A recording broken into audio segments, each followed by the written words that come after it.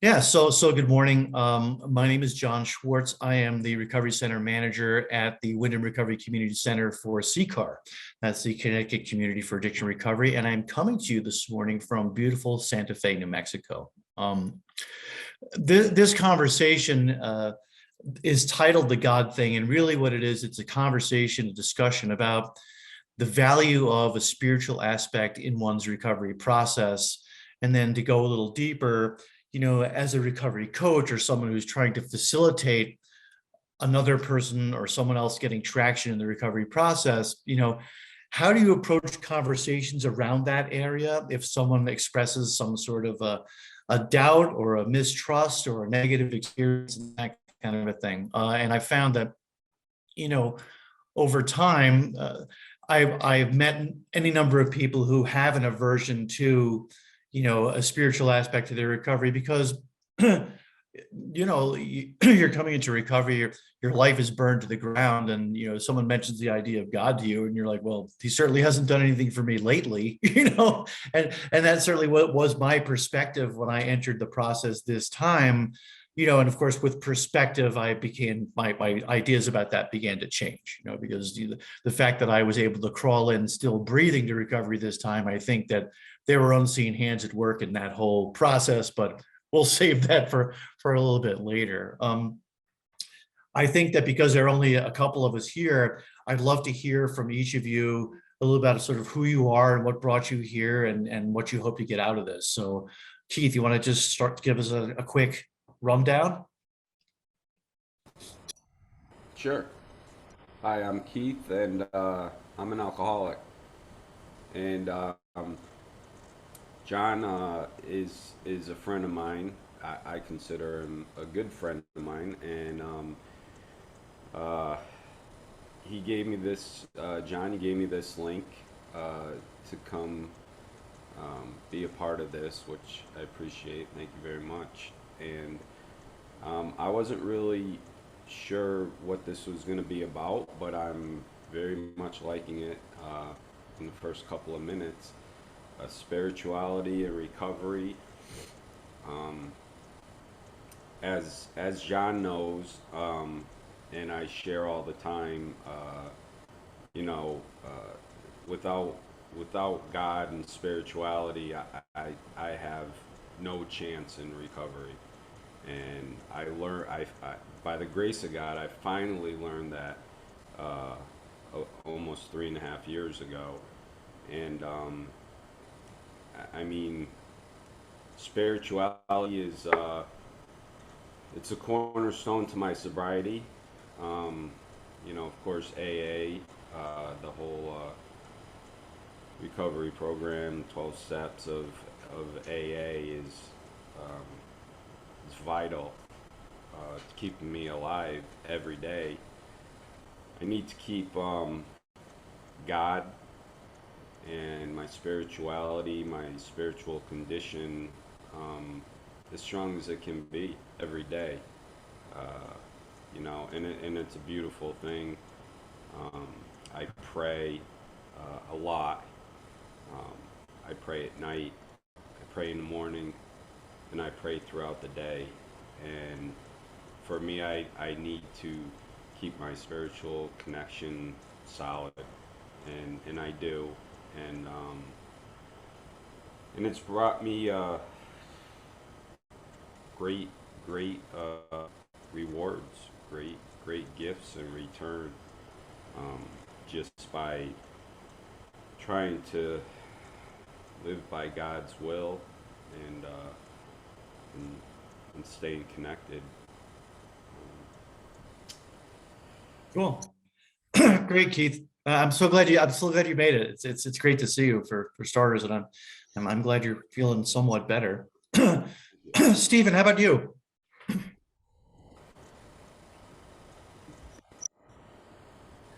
Yeah, for me, I'm not very much a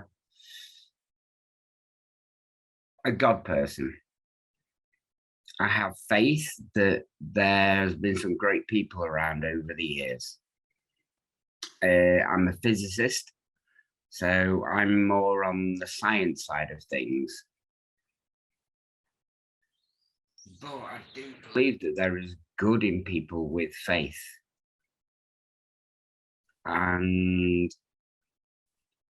I'm not one personally, and this is me personally. I'm not one for prayer.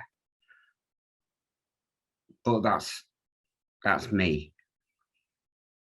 I like conversation and connections with people and understanding, and I'm here today to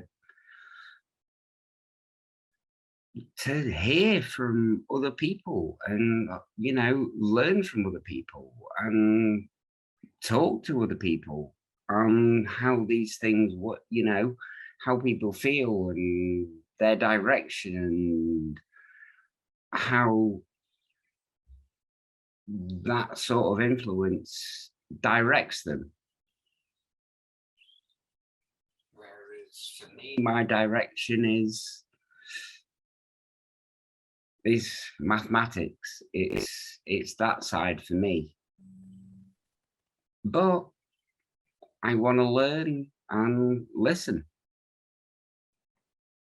Terrific. I'm glad you're here, and all perspectives are valid, and I'm also a very much a Western linear thinker, and I think that my experience with the kindness, patience, and generosity of other people in recovery when I was struggling to get into this thing led me to consider other possibilities. And of course, there's that whole business of, walking out into that beautiful starlit night and thinking, is there something that underlies all this? Is it really just all happenstance? And again, all perspectives are certainly valid in this. And I'm glad you're here for this conversation. And I certainly hope that you can get something out of it to give you an idea of sort of like, a variety of perspectives and see where you're at and see if you think there's value in this kind of a,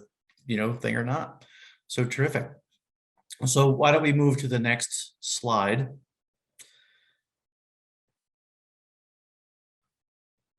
So these are just sort of an overview of what I hope to be able to offer, just to talk about the value or lack thereof of the spiritual component in recovery, to explore the area of spirituality and the coach and recovery relationship. Now, besides the fact that I manage a recovery community center for CCAR, I'm also a recovery coach professional. I work with a number of different people trying to get in recovery or figure out where they want to go in their recovery and to support them in that aim.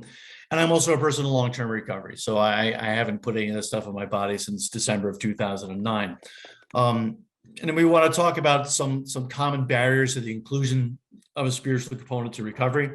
And then just to discuss a variety of entry points to a spiritual path. And of course, I think that a lot of times the very word God is charged in ways that there are certain connotations attached to it that keep people from even considering the idea of a spiritual component to their recovery.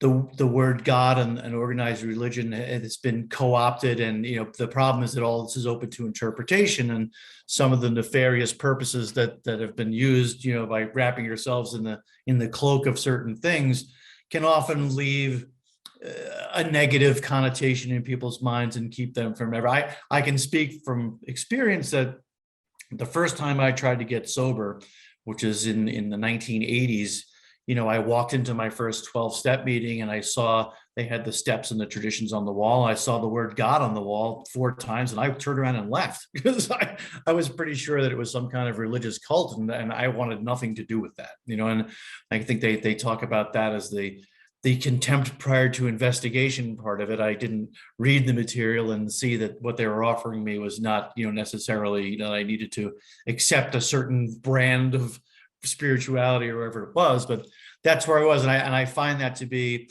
a barrier with some people that I work with too, is that they have a certain idea in their head of what that looks like. And so they don't go any further. So can we move to the next one, Lana?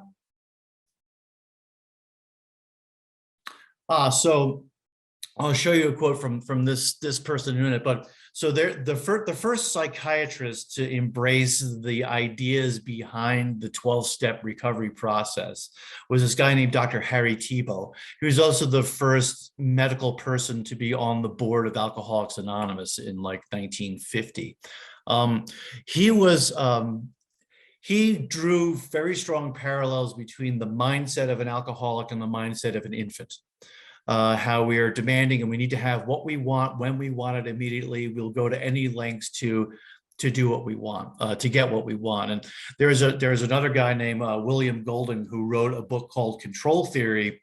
And Control Theory pretty much says that we're born with a certain image of the ideal world. And all of our behavior is an attempt to make the picture in our heads match the picture of that ideal, the picture of that ideal world, to manipulate our environment around us, to make our environment outside of us match the picture of the world that we have in our heads. So Tiebout wrote a lot about the idea of the subjugation of ego, how ego needs to be brought down to a reasonable level in order for us to accept other things. And as it turns out, the 12th step of Alcoholics Anonymous, the 12 steps actually are working to do exactly the same thing, right? To take me off the center of the universe. Once I am no longer the center of the universe, then I'm capable of considering all other things, right? I've found in my own personal recovery process that the best way for me to get outside of myself, being a self-centered person that I am, is to be more concerned with the welfare, happiness, and well-being of other people than with myself. Because by extending myself to others, not only am I increasing my capacity for human connection, I'm feeling a little bit better about the fact that I'm building some self-worth by helping someone else for a change. And I'm also at the same time not thinking about myself. So for me, it's sort of been the ultimate balm, for my condition, like the medication for my condition. One of the reasons that I am so attached to my work in the Recovery Community Center is that it really is the ultimate win-win for me, right? Because I spend my time concerned with helping other people, informing their process, trying to support their efforts to improve their lives and make meaningful changes in their lives. And I'm not always fixating on, what am I doing? How am I? Where am I at? Where am I going? Where have I been? Which can just consume all of my time and bandwidth and make me very anxious, which it tends to do. And then the whole idea of, connection to the world, connection to others, connection to anything beyond me. Again, I've been looking a lot lately at Native American spirituality and their whole idea of being, no different than a part of, the entire universe, all things living and non-living, and to honor and respect those things, and to reap the benefits of that connection to the earth. They talk about, Mother Earth and Father Sky and being somewhere in the middle of that. So all very interesting. And again, a variety of perspectives of ways that you could look at the idea of spirituality, whether it's interpersonal connection or whether it's, a deity of some sort, or whether you believe that, other people are a conduit for the divine. It's really immaterial how it is that you consider it. So let's move to the next one. I think this is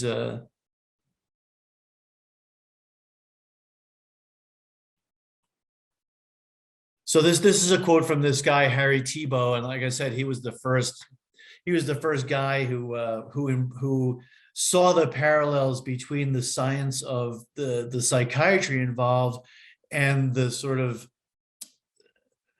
how the 12-step process works as a similar mechanism to achieve the same result as he would look to do through therapy, right? So he talks about the act of surrender, and it's to be viewed as a moment when the unconscious forces of defiance and grandiosity actually cease to function effectively, right? So I am no longer unwilling to accept different perspectives, and I am no longer assume that I have all the answers, my grandiose gestures, like the great I am, John Brown always used to call it, the great I am. When that happens, the individual is wide open to reality. He or she can listen and learn without conflict or fighting back. He or she is receptive to life, not antagonistic. The person senses a feeling of relatedness and at oneness that becomes the source of an inner peace and serenity, the possession of which frees the individual from the compulsion to drink. In other words, an act of surrender is an occasion wherein the individual no longer fights life, but accepts it. And I think from a scientific perspective, this looks very similar to some things I've read in other books, right? The whole idea of, absolute acceptance, expect nothing, accept everything. And that whole idea of, again, sort of coming off the center of the universe. And I think it's just important to understand that I look at recovery as sort of as freedom. I'm looking to get greater freedom. And I look at freedom as being sort of the center of a wheel. And I look at the ways that people approach that freedom as the spokes on those wheels. And there are as many of those spokes as is necessary. So there is a way to freedom for every person who seeks it. And it doesn't have to be homogenous, and it doesn't have to be, by rote, and it can be anything that it needs to be in order for a person to feel comfortable moving forward to get what they want to get out of their own sort of life and recovery. So can we go to the next one, Lila? So again, these things, regardless of your pathway of recovery, comes down to the concept of realizing that there's help available, and I think that the entire idea behind the 12-step process is that I come to the conclusion that there is a God and that it's not me. And it doesn't necessarily matter who or what it is or how we each consider, or that it's a different thing for every person that you meet. It's more a question of, they call it psychic displacement. The idea is that I am no longer the center of the universe. And when that happens, again, all other things are open to consideration.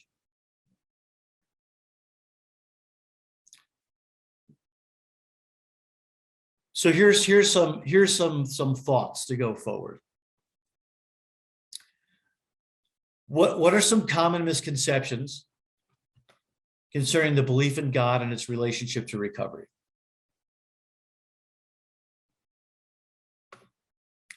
Does anybody have any thoughts on that?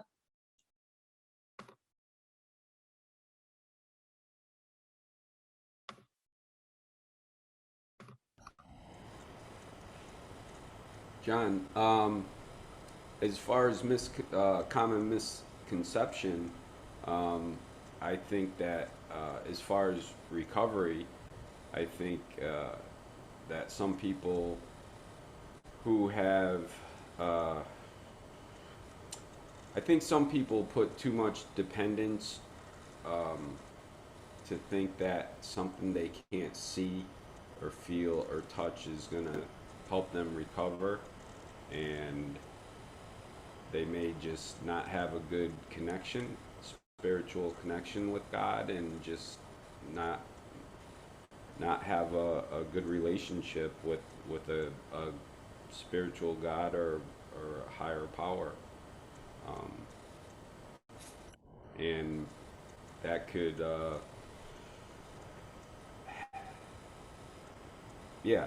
I don't know if that makes sense, but yeah, sure it does. I mean, I know that I coming from a place, I grew up in a very a-religious household, right? I mean, my father's perspective on organized religion was, I think crutches are for cripples. How about you? And he was a big man for self-sufficiency. So when I realized that I was up against something that I could not manage in terms of my drinking and drug use, I was really broken down. And of course, at that time, in the mid 1980s, the early 1980s, the only thing that was really offered to me was the 12-step process. And when I started exploring the 12-step process, I was pretty much told that if I didn't find God in the next 5 minutes, that I was a dead man, and I like that scared the living hell out of me. I'll be honest with you, and some and that led to my whole belief that this whole business was some sort of cult, that it was some sort of Judeo-Christian thing, and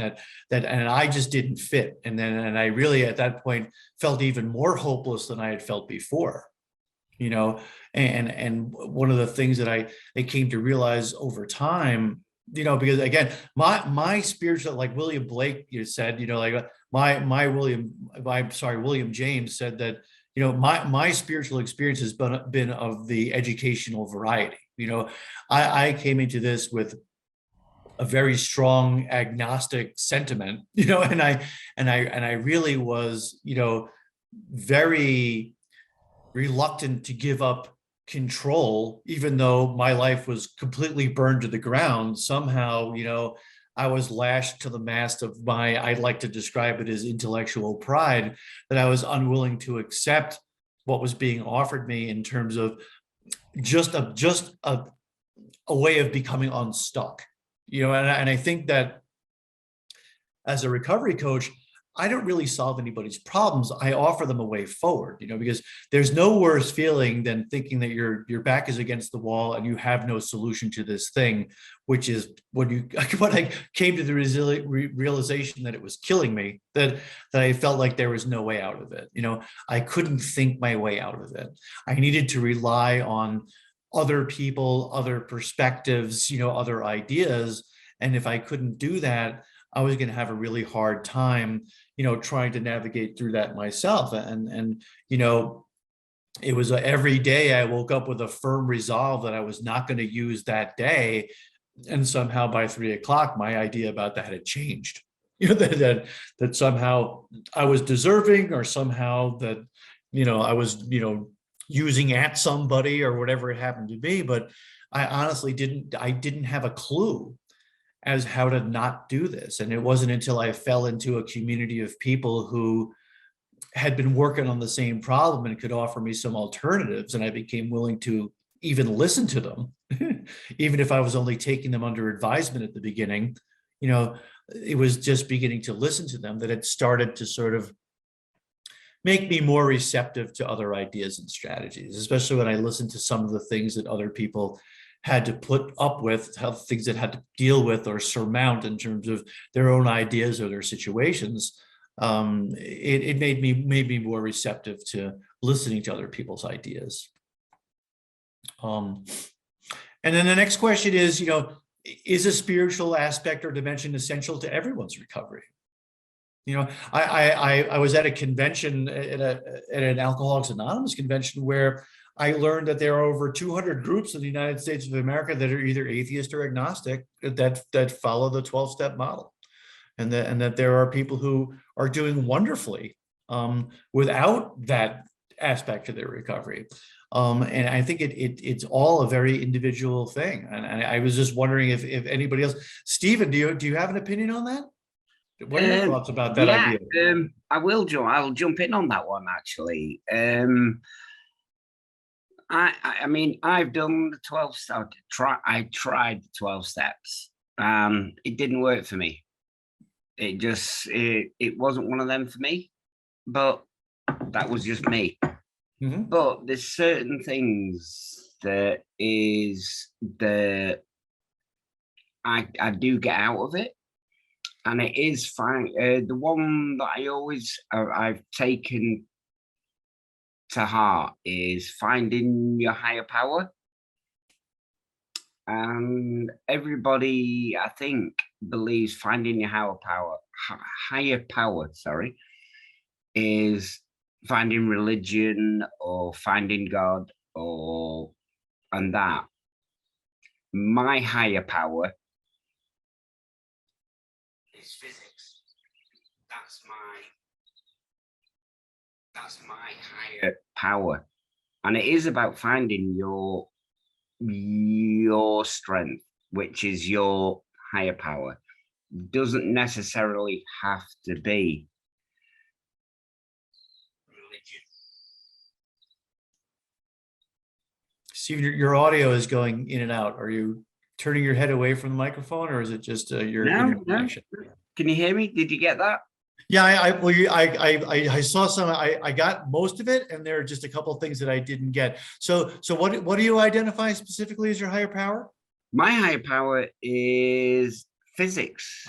That's the thing I can relate to. It's that's me. It's who I am. And that's, I mean, that's absolutely beautiful and valid. I mean, look, it's to me, physics, geology, the earth sciences, and the underpinnings of the universe. It's like a beautiful symphony to me.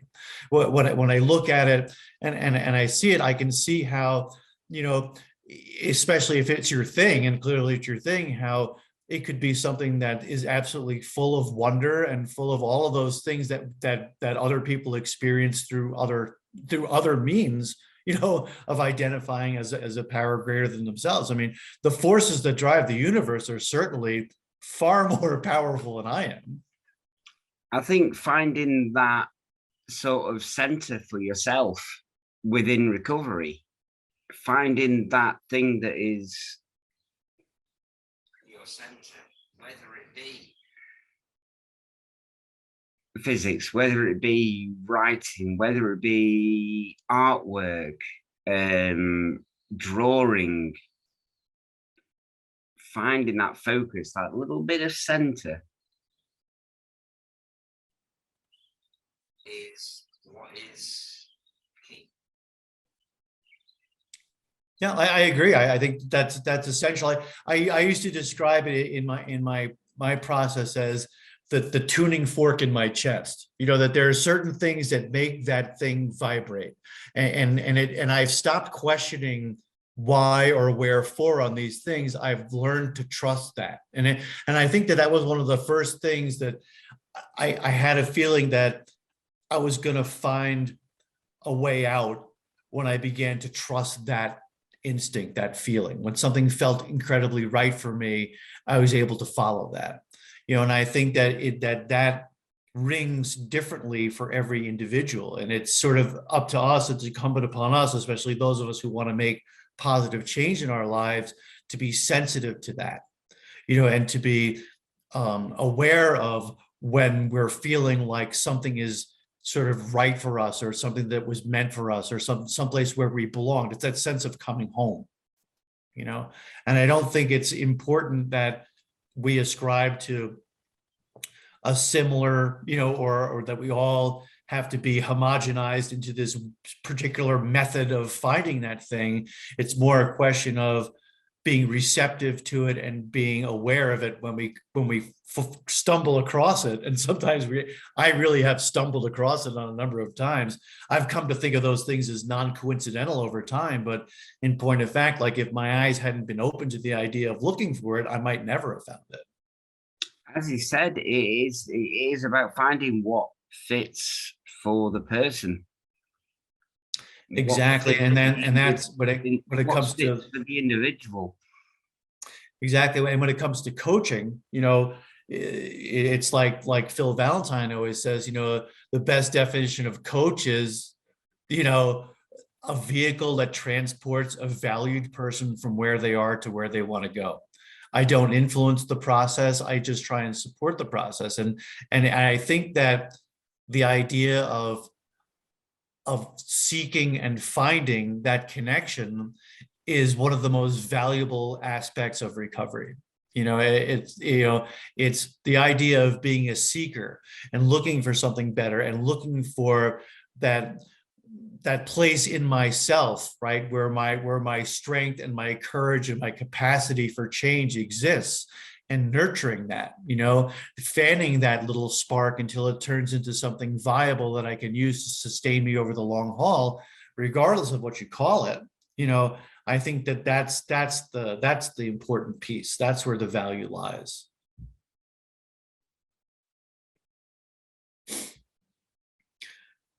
How about the third one?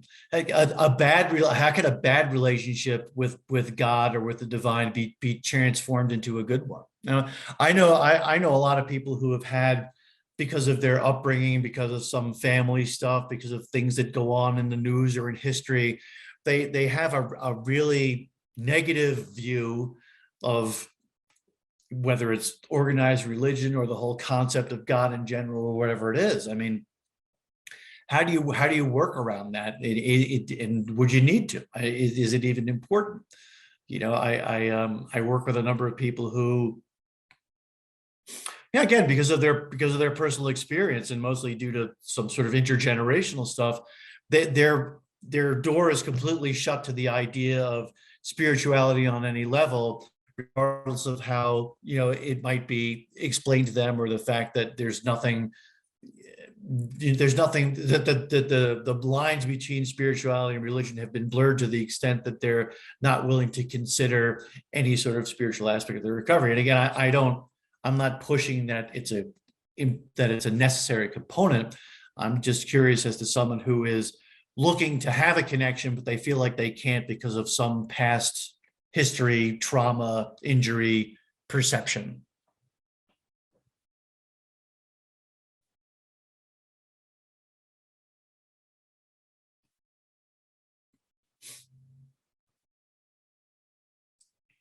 And then the fourth one would be, how would one deal with a lack of faith in a power outside of themselves? How would one get access to the support that they need if they're in that situation?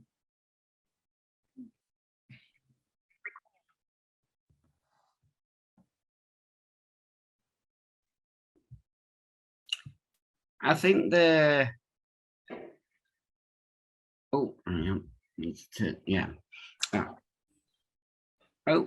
I think there can be that thing when it comes to faith when you go through trauma,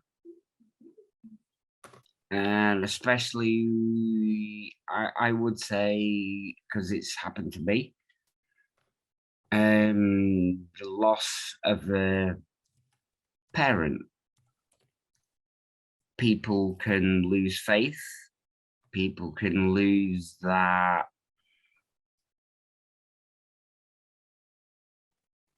faith, literally that faith in God. Why did you take away a parent? Why did you take away this part of my life? Why did you do this to me? I think people get a little bit confused. I think people just need that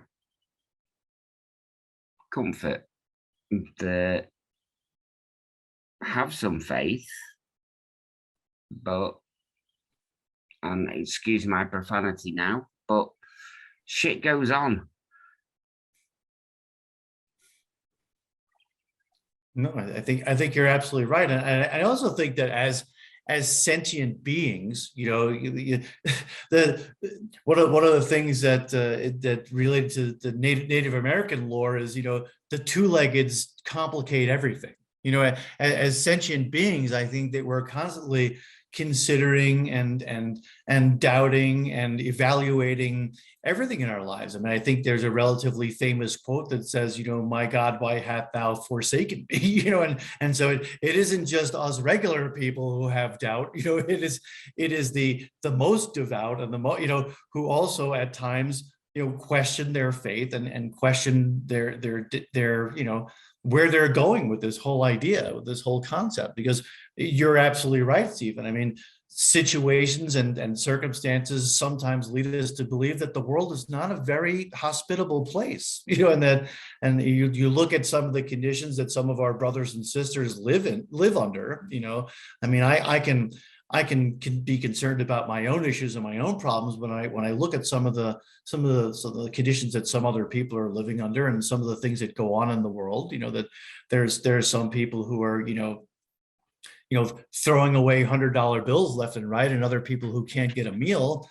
And I wonder, what's this all about, and where is this whole sense of human community and this whole all of the So I mean, I think it's natural for us to doubt that, and I think that it's part of the human condition. I think it really is. And the question is, if I am looking to foster, sustain my recovery, what kind of perspective can I see these things in order to remind myself that underlying all of it, there is this common good, common decency that exists in all of us and in the world in general. How do I tap into that? How do I help that sort of idea to grow? How do I pass that on to the next person for the sake of everyone involved? So this last question, how does one deal with doubt or the lack of faith? Does anybody have anything else they'd like to say about that, or any of the things that have come up in this thing? On these questions, so I know we've got a couple other people. And hi, Melinda, it's nice to see you, by the way. Hi, good to see you too. I was just, I missed, I know the first couple of questions there, but that the third one really strikes me as related to my own personal experience with this topic. There was some point in my recovery where I recognized when somebody told me a fox with its tail on fire running around the planet is what makes the sun rise or set, right? I had no cellular, bodily, somatic reaction to that. I was just like, oh, it was like a neutral reaction. What a story, what a great explanation for people, to have at a time when there wasn't astrophotography or whatever, right? If somebody mentioned to me that Vishnu, was the destroyer and Krishna was the creator or whatever, I had no bodily reaction to it whatsoever. No twitch, no blood pressure increase, anything like that. It was only when somebody mentioned white Jesus that I would revolt. And when somebody said the word God, that I would revolt.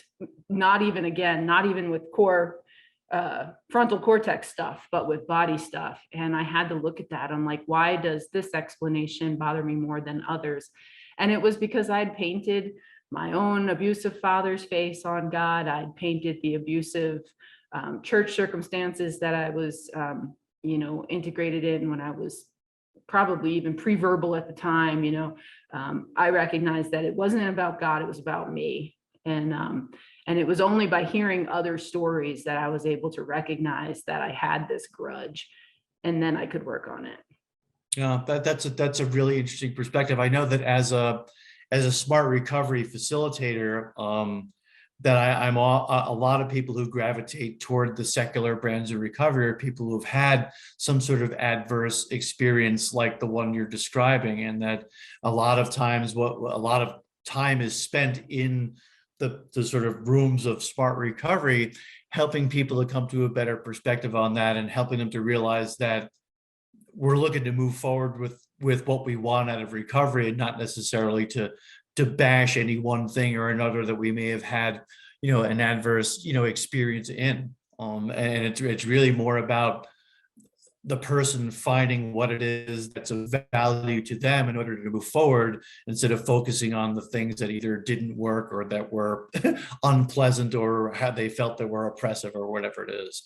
And I think that it's an important thing. And again, as I said earlier, my whole spiritual journey has been of the educational variety. I came into this process absolutely broken, with no idea that we're thinking that somehow I was going to have to figure this out by myself. And it was such a relief, first of all, to fall into a community of people who were incredibly generous and patient with me, and offered me some real human connection, because ultimately, I believe that the love that I give and receive from my fellows, from the rest of the human family, that's my connection to the divine.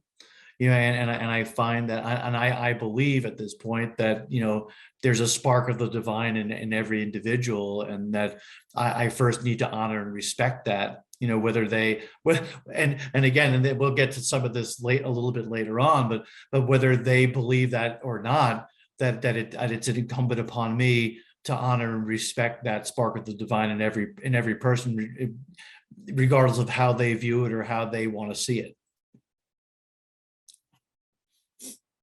Is there anybody else who'd like to share anything else related to any of these questions, any of these sort of catalysts for thought? I feel like I need to say something, and I'm not really sure how to kind of encompass all of these questions and the things that everyone has shared. I am not someone that has been in recovery. I would say by God's grace,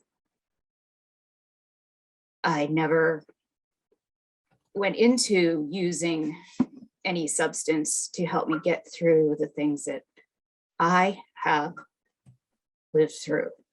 Did I know that at the time?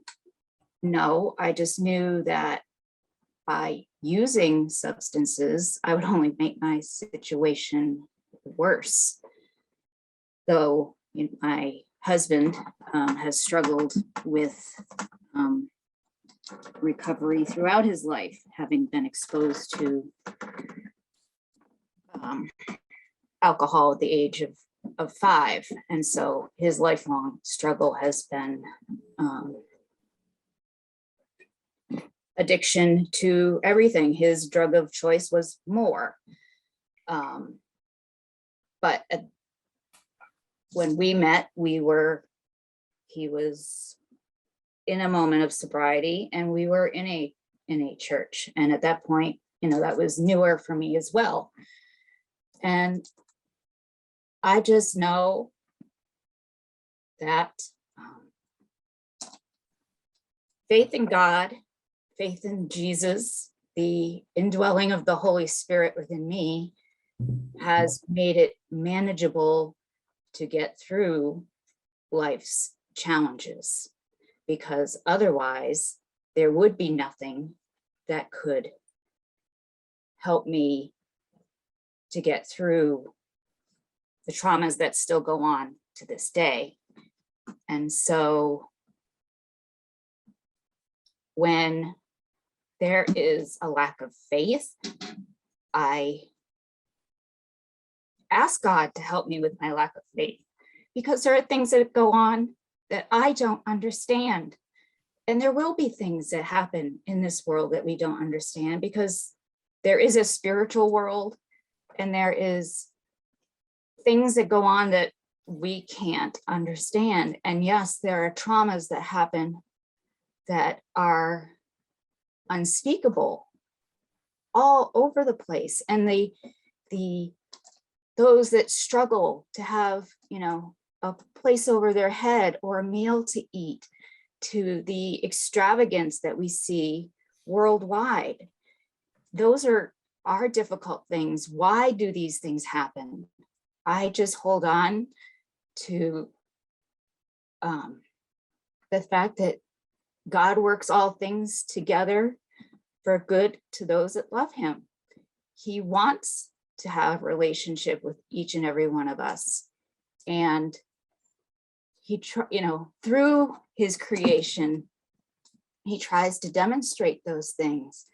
And when I struggle, I try to look at the bigger picture of what he is able to do for each and every one of us.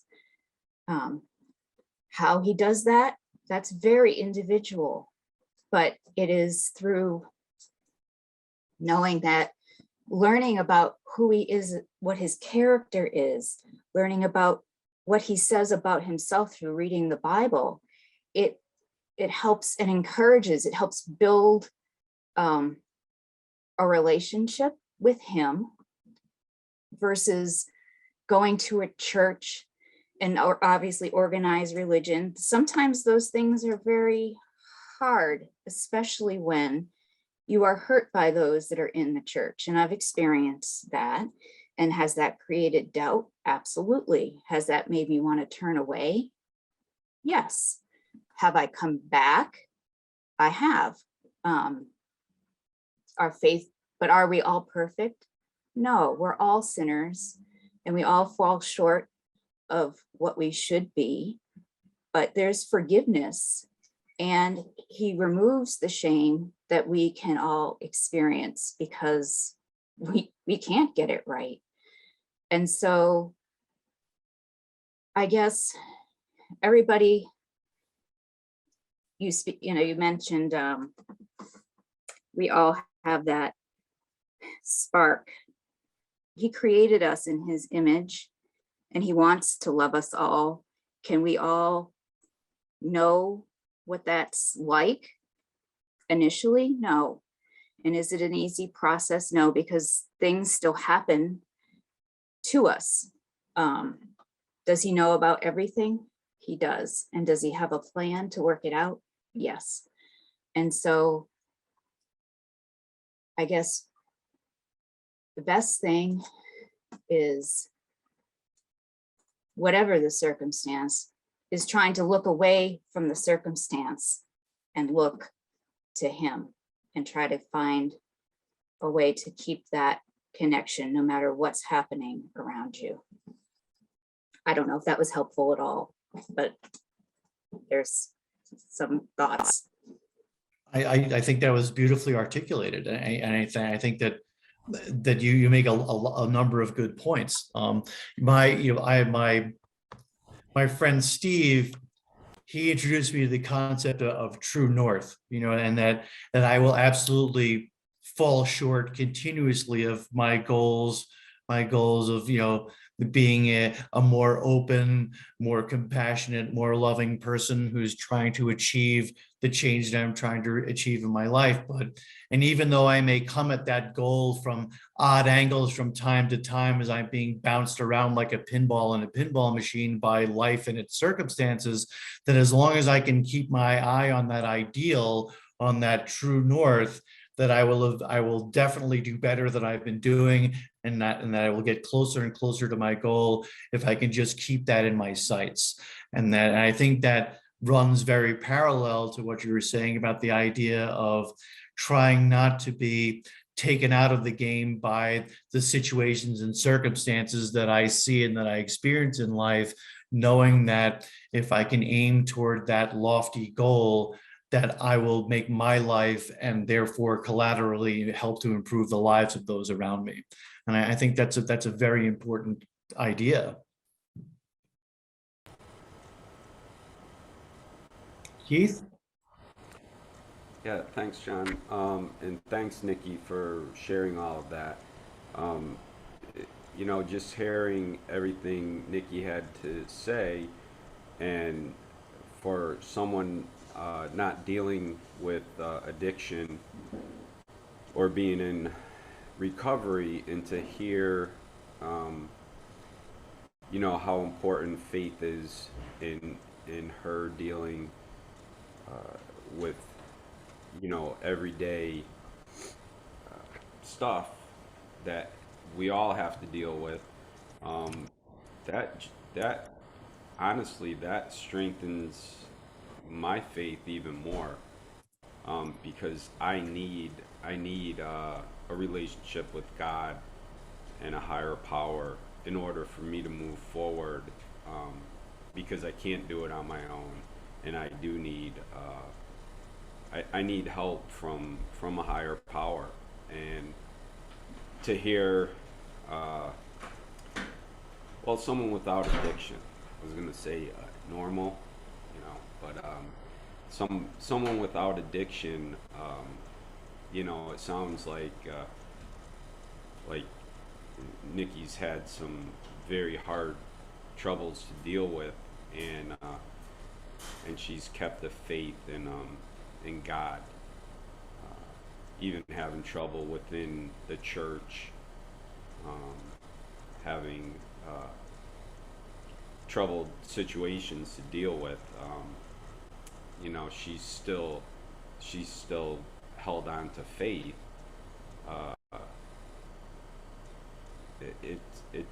It's enlightening, it's empowering, and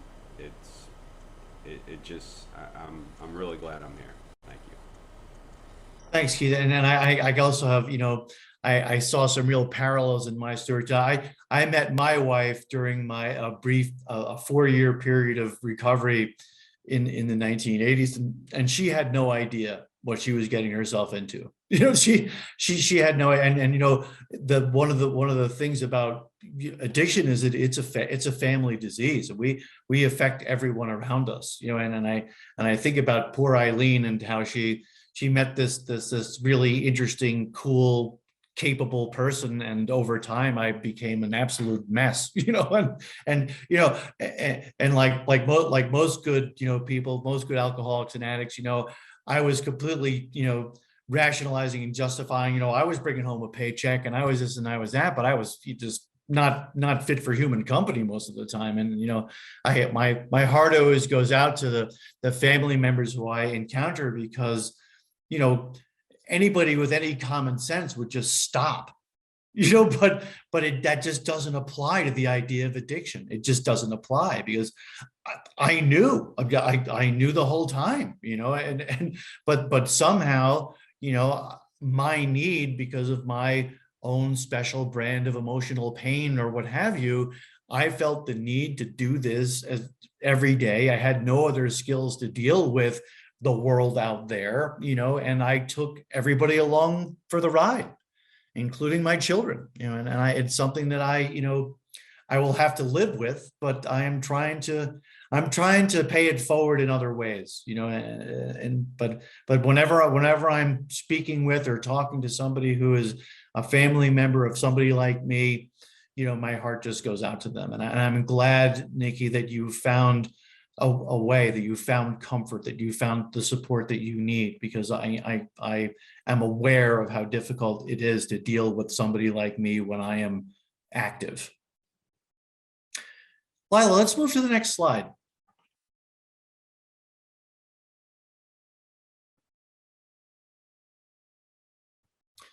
Oh, so commonly stated arguments against a spiritual component to recovery.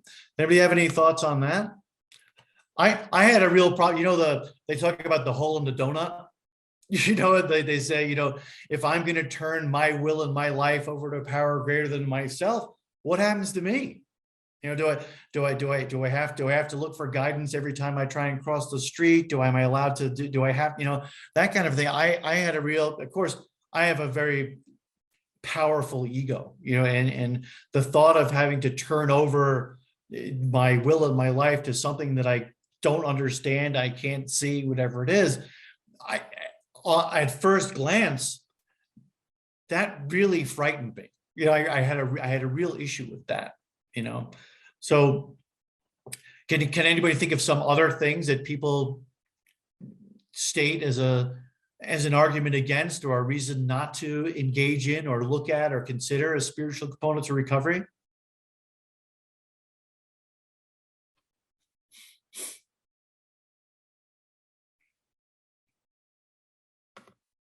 Okay, well, again, if anybody has anything on this, they want to bring it up at some point in the next half hour, please go ahead.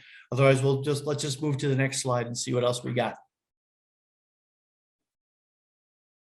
So here's some things that I have seen or I have experienced either in myself or working with other people. There's the hole in the donut right there. I was getting a little ahead of myself, but again, the whole idea of fear, and fear has been, I guess, identified or defined as the lack of faith at times in people. Feelings of unworthiness. I mean, I had certainly engaged in behaviors that made me feel like I wasn't even fit to be around other human beings, let alone in the presence of the divine. And again,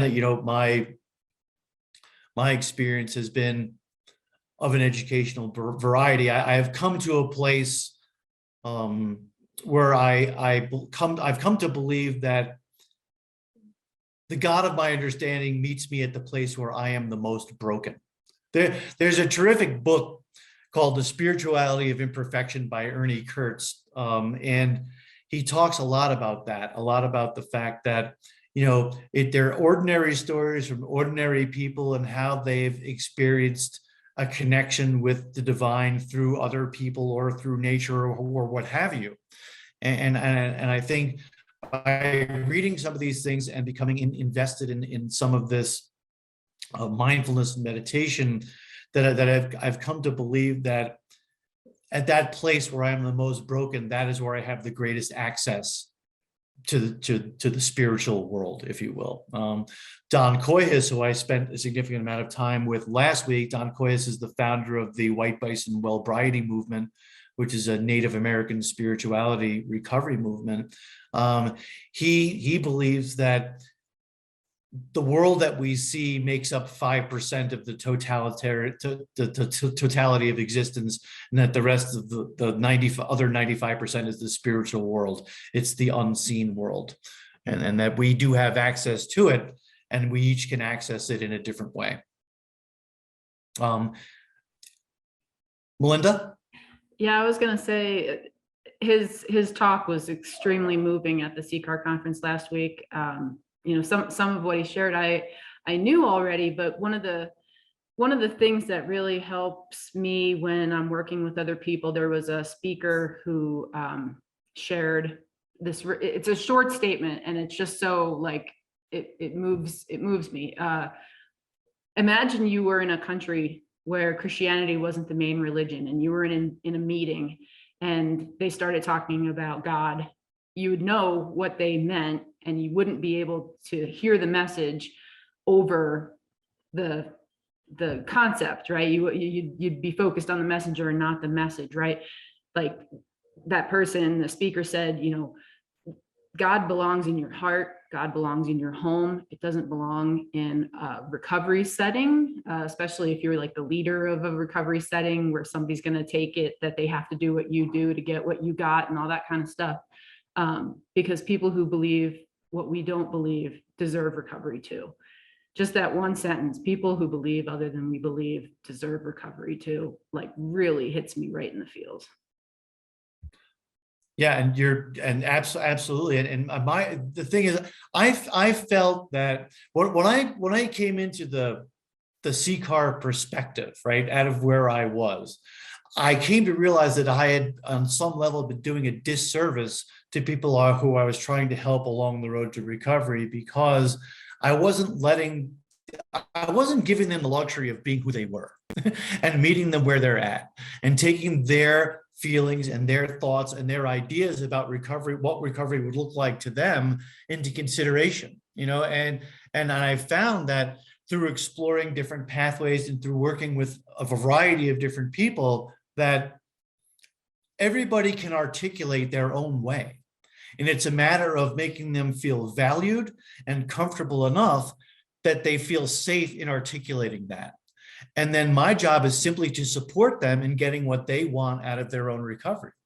So as a coach, it's important for me to, again, allow people simply to be kind enough and compassionate enough to allow people to be who they are and to express their thoughts and their dreams and their fears and their desires and what their picture of their future looks like, and to help them to get to that place, regardless of what that looks like. And I think that was a very important lesson that I learned when I started to embrace the foundational principles of the organization that I am very fortunate to be employed by. And of course, the blurring of the lines between religion and spirituality. There's this dogma, and then there's the whole idea of an open concept of finding your connection to whatever that thing is that supports you to get you to the place that you want to go. Intellectual pride was certainly mine. That was certainly my single largest, biggest barrier to considering the idea of spirituality or faith or a power greater than myself, is that, I could give a million different arguments and put up a million different protestations to things that I had seen and experienced and witnessed, and the idea of not wanting to give up my autonomy, my authority over the way even though my life was burned to the ground, I was still unwilling to accept or consider other ideas. And I think that was important. And for me, somebody turned me on to a spiritual writer who was very, very intellectual and laid things out in terms that started to crack the foundation of that intellectual pride for me. That and the ability to trust one person. And this one gentleman, Steve Maynard, is the man who made it possible for me to trust one person. And once I started to trust one person, I started to grow my connection within the human family, and that led me to a different place where I was able to consider other spiritual ideas and concepts. And God bless that man, because I don't know where I'd be without him.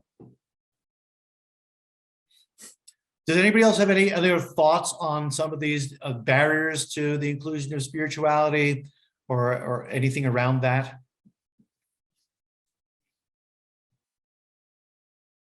Keith? Yeah, I just want to speak on fear. Whenever I see or hear that word, it's like in bold capital letters. That's the basis for pretty much everything on this list, and so much more. The feelings of unworthiness, the shame, intellectual pride. It's, everything.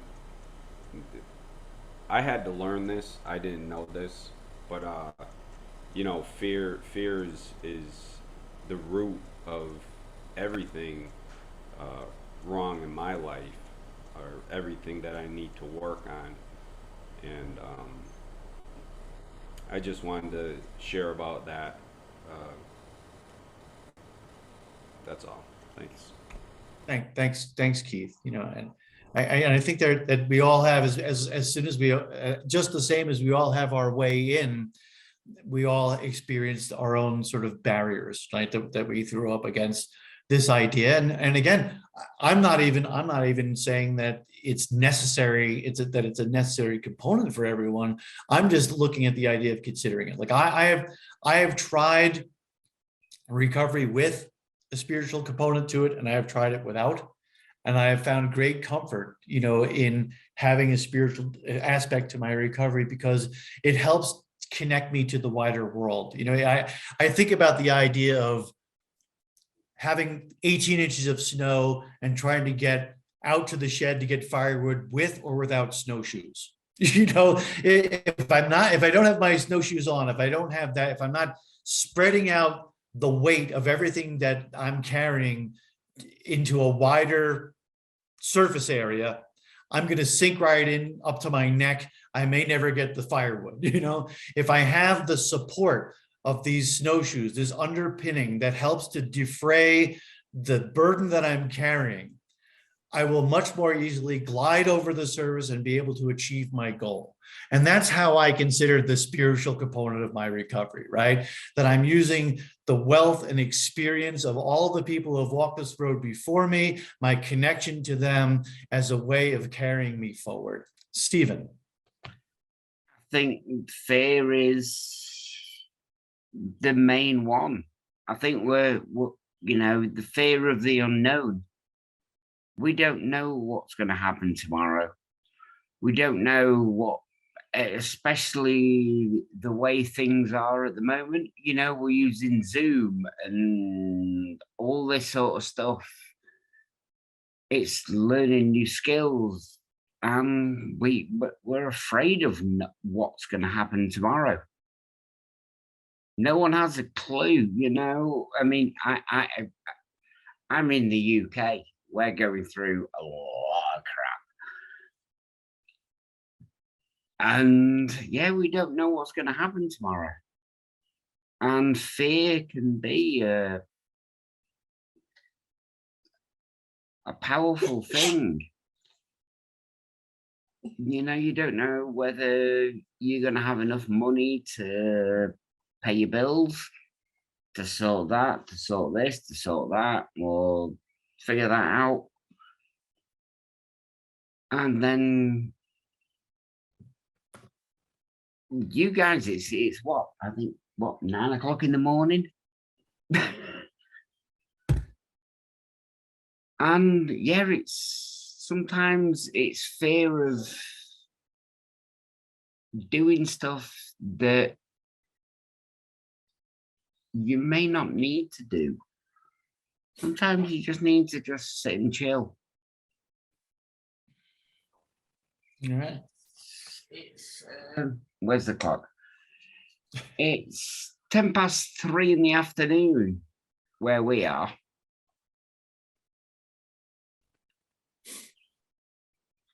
All right. You guys have probably been up for a lot earlier than us.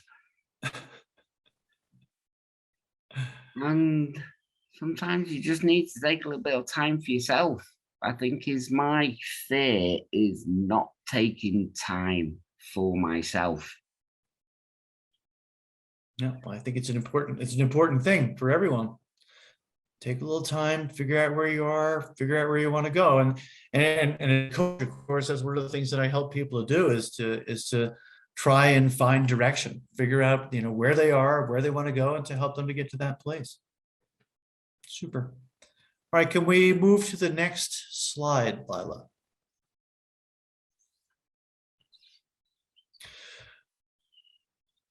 So in the idea of those of you who are working in coaching or trying to support other people in recovery, what are some good questions we can ask about spirituality and an individual's level of interest in it as a recovery support? Remembering, of course, that often these terms are charged, this area is very sensitive to people. How do you even go about approaching that? How do you go about talking to somebody about this idea if it comes up, if it doesn't come up, in terms of where someone can look for support? The whole idea is, asking those good open-ended questions. Can anybody think of or suggest a way that you would approach that with a recovery when you're working with them in their early stages?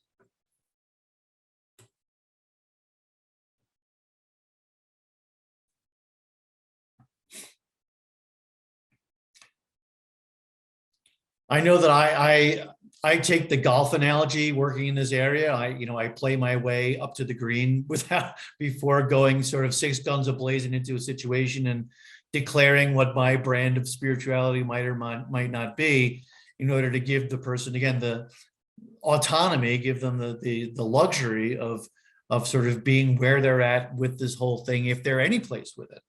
I don't make any assumptions in terms of anyone's baseline acceptance or not acceptance of the idea. And I'm often interested to hear what people think about it and whether they think that the idea of having a spiritual component to recovery would be helpful to them.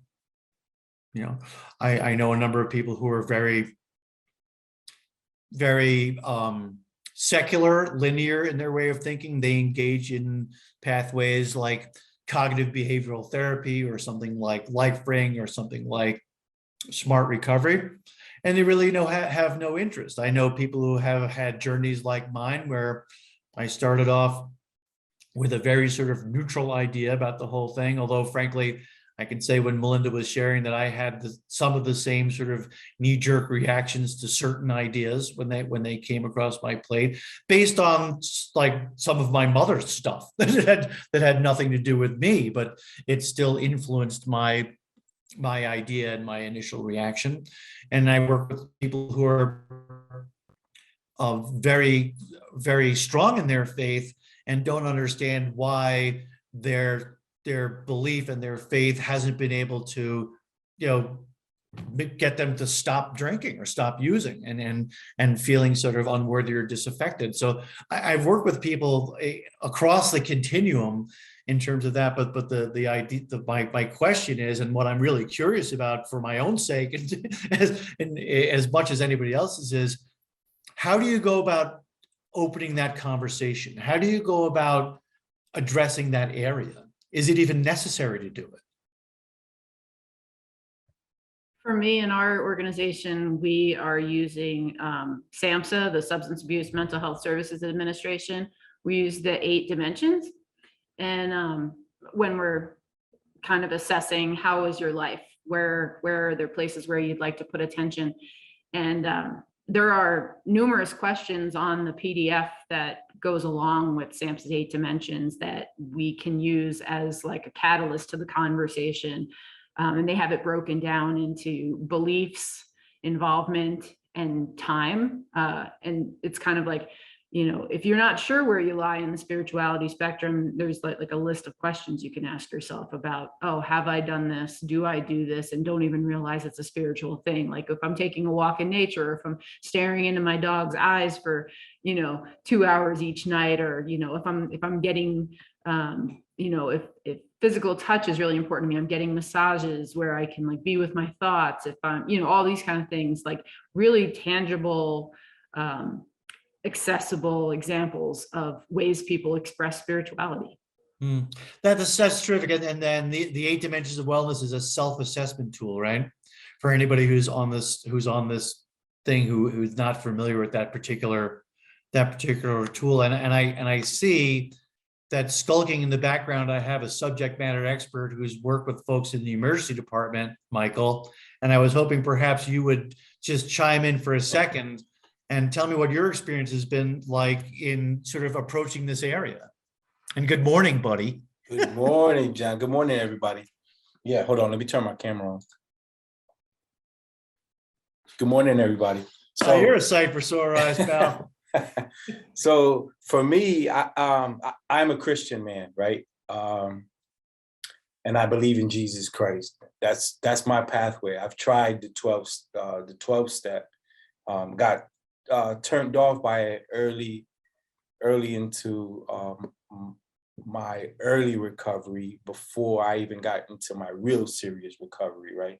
Where I had an experience, a gentleman, it was 30 people in the room, and there was a gentleman that had about 10 days in recovery. And there was this lady there with 30 years of recovery. And this gentleman was like telling his story and things he wanted to do. And she kind of like brought him down and said that he couldn't do this. It was too early in his recovery for him to even think about this. And at that time, I wasn't like, not even spiritual, right? I was like, to myself, I really didn't believe in God. It was just how I was brought up, right? And that turned me off. So I walked away. So I look at the whole way, the foundation that we at CCAR look at it. And I always appreciate it, because it's nothing like we're shoving something down somebody's throat. Like I would go inside the emergency department, and just like me being with the person for about half hour, they would look at me and they can tell where I stand, right? I'm a beacon, right? I'm trying to be a beacon of hope and recovery, right? But also, I'm also wearing my spiritual cloak on when I walk in to places. So people can see that, right? You can see people's auras. You could come into a room, right? And if it's a room full of negative people, right? You're gonna feel that negativity in a few minutes. You stay there for a few minutes, you'll feel that. It's the same way as when you enter a room and you see a group of people that you might know, right? And you are fond of them. You're gonna sense this energy that you want to keep on. That's gonna attract you, right? And that's one thing that I look at, like religion. It could be religion, right? I look at it like my setting is a relationship, because if I look at it that way, then I look at it like love. Like I love my Lord and Savior, right? I love the people that go to church with me. I love the people that work with me, right? So I just say that I'm gonna be that. I stay the beacon. Now, if people curious to know, then I start talking about it, right? And I tell them my story. But like it's like John says, I'm not gonna go inside of a room and be like, "Hey guys, I'm a Christian, and you guys gotta follow the way I follow." And no, I can't do that, because I'm gonna scare people away. People are gonna run out that room. You know, some people might be with it and they'd be like, okay, I like his energy and I like what he's trying to say. But other people are like, they're gonna do this. They're gonna be like, yo, what's wrong with this dude? Like the first time my daughter went to church with us, she was like, what's wrong with those people? They too happy. And it's funny because now she's that happy person at the front of the pew with her arms up, worshiping. So it's funny how you can change people. I work with a lady, not to take too much time, but I work with this girl, right? She told me, and I didn't bring anything up. I'm just helping her out, talking about recovery. She goes, listen, don't talk about the Bible. And I was like, I never even mentioned anything about God or anything, right? So then we do these calls, these telephone recovery support calls, right? 2 weeks into me calling her, I call her one, she goes, hey, Michael. She's whispering, she goes, let me call you right back. I'm in Bible study. I was like, all right. Then I hang up and it was like, what happened in the 2 weeks? I don't know. You know what I'm saying? She found her spirituality in those 2 weeks, though. I'll tell you that much. I don't know how, but she found it. That's all I got. Thanks, pal. It's great to Thanks. see you, by the way. Always great to see you too, man. He's one of my original friends in life right there, Michael Serrano, ladies and gentlemen. And I think that the thing that, as we're starting to wind down on time, the thing that I really want to, I don't know about emphasize, but to mention is that, you know, when we're working with other people, we really need to let them be who they are.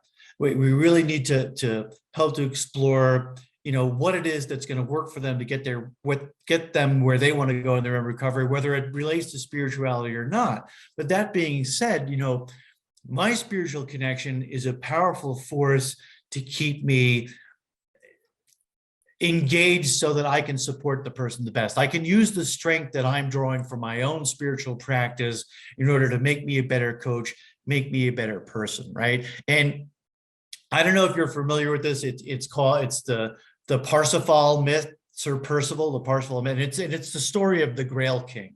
And the Grail King has been wounded by the lance that pierced the side of Jesus, and he has a wound that won't heal. And those who are supporting him, they're calling in healers and wizards and guides and all these various and sundry people they're bringing to bear to try and heal this wound that won't heal. And Parsifal comes along and they call him the enlightened fool. He's just a guy who's like been poaching, you know, swans from the king's ground, and he's pretty much been arrested, and they haul him in front of this guy, and he sees this man is suffering, and he simply gets down on his knees and he says to this man in Fortas, he says, brother, what ails you? And that is what heals the wound, right? It is our capacity for compassion, is our capacity for empathy that is the answer that unlocks the lock that keeps people trapped in their dis-ease, in their suffering, you know. And it's our capacity to love unconditionally people who we've never met that is the underpinnings of giving someone the opportunity to recover, in my opinion. So I use my own spiritual practice, my own spiritual connection to give me the strength and the fortitude that I need in order to help to support other people in getting what they want, whether I happen to ascribe to what they believe or not. It's immaterial to me. Again, my goal is simply to be that vehicle that transports that valued individual from where they are to where they want to go. And I find that having that connection to the universe is an incredibly powerful tool that I have at my disposal to keep me transparent and to give me sort of the level of honesty and integrity that I need in order to be that person for somebody else.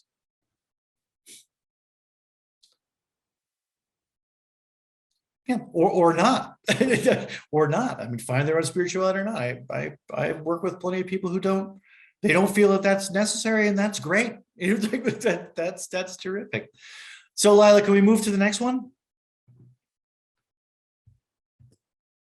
So this is just an interesting concept that I want to introduce to you. So in the Hindu tradition, they talk about the concept of entering the river. about the idea of connecting with the divine, that they talk about as entering the river. And it is said that it doesn't matter if you travel 5,000 miles to get to the river in order to enter it, or if you've fallen by accident, the result is the same. You get wet, right? So the idea is, regardless of what someone's idea of spirituality looks like, or how they intend to get there, or what their practice looks like, the net result is the same. They have that connection. Whether it's a connection to a pet, or to a community in recovery, or to a community of faith, or to the human family in general, or to nature, or whatever it may be, the net result is the same. It's that feeling of connection, that again supports us to get where we want. And there are any number of pathways in. And I think Stephen actually mentioned a bunch of these things earlier, whether it's doing art, or whether it's through music, or again, I found that volunteering at a recovery community center was a very powerful experience for me in terms of developing my capacity for empathy and for kindness, and becoming more understanding of other people's struggles in this world that we live in. The whole idea of mindfulness and meditation, I find that I can center myself better if I can slow down the hamster wheel in my head for a little while, just to get to a place where I can really sort of reprioritize.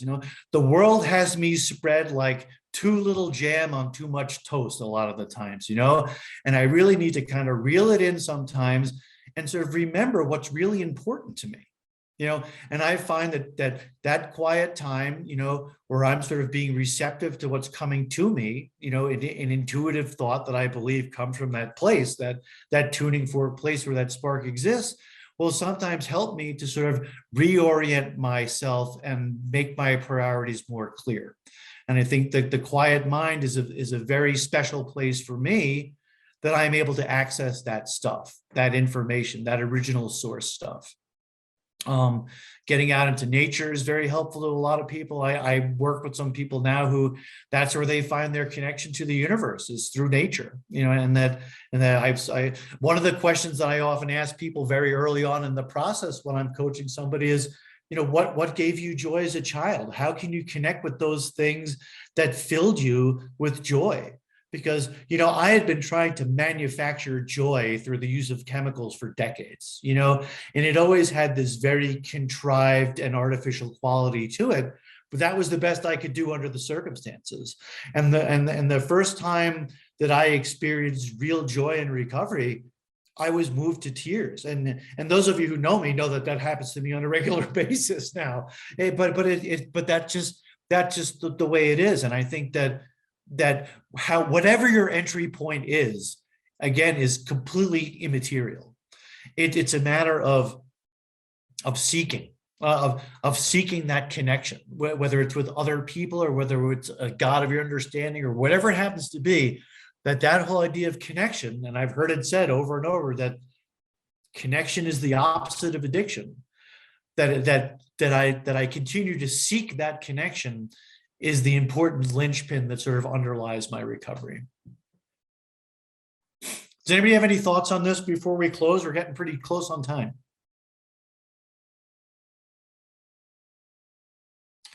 Super. Is there one more slide? I don't even remember. Well, there you go. So just look, I really do hope, that this was of value, this conversation. I know that, my initial intention was to gear this more toward coaches who are working with other people around this idea, because I just want to emphasize the fact that this is a very personal and very individual idea. I mean, recovery universally is that as well, a very personal and a very individual journey. But this, as a subset, as a component of that, can be something that's very personal and can cut off the lines of communication. And as a coach, my only goal, like my main goal, is to keep the lines of communication between me and the person who I'm trying to support open at all times, at all costs. Because once I have done or said something to limit or cut off communication, I've lost my capacity to be of service to that individual. So it's very important for me in areas that I think are going to be particularly sensitive to somebody I'm working with to be very careful in how I address those things. Melinda, I love the idea of using a self-assessment tool because it takes me out of the idea. So it takes me out of the conversation that I don't need to approach this. I'm letting a person articulate their own thoughts in this tool, and I'm able to use that as conversation starters, talking points, so things like that can be very helpful. Just the idea of, again, walking into an emergency department situation with an assessment is the last thing I want to do. I want this person to know that as an individual, I am completely available to them to support them and whatever it looks like to them. And I want to know what recovery looks like to them and how I can get them to that place. So different environments require different sort of strategies, right? And can I have that last ridiculous slide? So this would be me and SuperCal. SuperCal and I have spent some time together over time. And again, I just want to thank you all for being here. I want to commend you for your interest in this topic. And I want to recommend that you continue to seek those things that work for you, those things that ring true for you, those things that give you the comfort and the sort of feeling of centeredness and belonging that we all deserve in this life. And I thank you all for your time, and I wish you a very, very pleasant Wednesday.